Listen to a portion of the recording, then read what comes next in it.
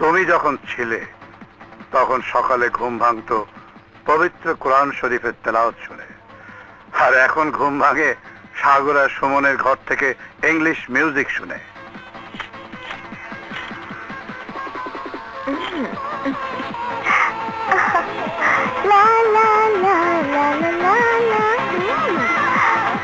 ভোলা, এই ভোলা,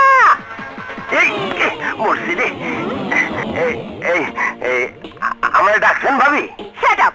তোকে না বলেছি আমাকে ভাবি বলবি না, ম্যাডাম বলবি। জি ভাবি। জি জি ম্যাডাম। আমার ব্যক্তি কোথায়? ব্যক্তি? না মানে ওই তো ওইখানে। একদম ঠান্ডা হয়ে গেছে। এই সকালে কমলাটা পাঠাইছি। এই এটা খাইবেন ম্যাডাম? ইডিয়েট! কমলা খেতে পাঠিয়েছিস কেন? তুই কি মরেছিলি? আরে তো মরণ কেন, মানে আমি স্যারের জন্য নাস্তা রেডি করতেছিলাম। চুপ! ছোট লোকের বাচ্চা, মুখে মুখে তর্ক হচ্ছে না। ম্যাডাম কথাটা ঠিক কর নাই। আমি ছোট লোকের বাচ্চা না, আমি গরিবের বাচ্চা। আমার বাপ গরিব, আমার দাদা গরিব, আমার দাদার দাদা গরিব, আমার 14 গোষ্ঠী গরিব, কিন্তু কেউ ছোট লোক না। ওই সব কথা আমারে পেন না, আমরা ছোট লোক না। আবার তর্ক? কি হচ্ছে? কি হচ্ছে? দেখেছো, দাঁড়িয়ে দিলে ভোলা আমার সাথে তর্ক করছে। তোমার সাথে তর্ক করছিল? বলা, তুই তর্ক করছিলি? আস্তাগফিরুল্লাহ। ভাইজান আপনি কথাটা বলেন কি? ভাবি সবের লোক তর্ক করলে এই বাড়িতে আমার চাকরিটা থাকবো? নিজের অবস্থাটা বুঝতেছেন না। তাহলে তুই কাজ করগে যা। জি সালাম আলাইকুম। সালাম আলাইকুম। সালাম আলাইকুম। দারুণ লাগছে তোমাকে, আমার লক্ষ্মী সোনা। গুড্ডু গুড্ডু। থাক, আর ঢং করতে হবে না। পরশু তোমাকে জড়োয়া নেকলেসের কথা বলেছিলাম।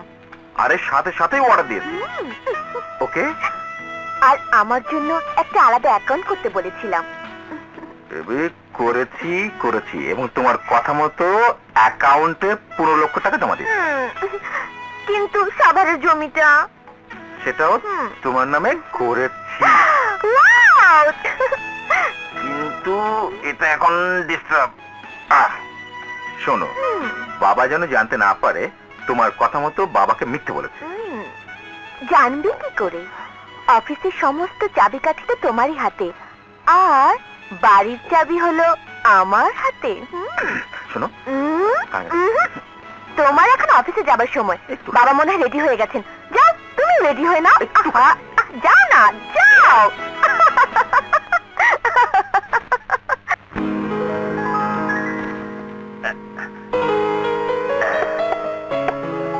ভোলা, সুমন বৌমা ওরা এখনো আসেনি? আইসি না মানে আহে নাই, ওই যে আহে পড়তেছে স্যার। চলো, আপনি এসে গেছেন। ও মা, আব্বাজান এসে গেছেন, আর তোরা কেউ আমাকে জানাসনি কেন? ছি ছি ছি ছি, সরি আব্বাজান, আমি একদম ভুলেই গিয়েছিলাম। এই কি হলো, বসো। যেভাবে মিউজিক বাজাও তাতে মনে কিছু থাকার কথা নয়। তা সাগর কি নাস্তা করে কলেজে গেছে? জি, সাগর নাস্তা করেই কলেজে গেছে। হ্যাঁ রে সুমন, সাগর ঠিক মতো লেখাপড়া করছে তো? হ্যাঁ বাবা, তুমি ওর জন্য ভেবো না, ও খুব ভালো ছেলে।